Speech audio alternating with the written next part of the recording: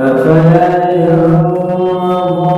إلى الإبل كيف خلقت وإلى السماء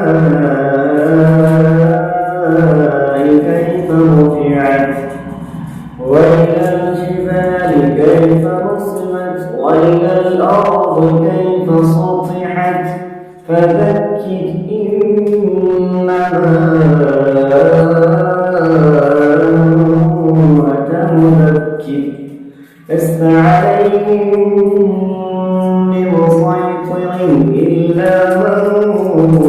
تولى وكفر فيعذبه الله العذاب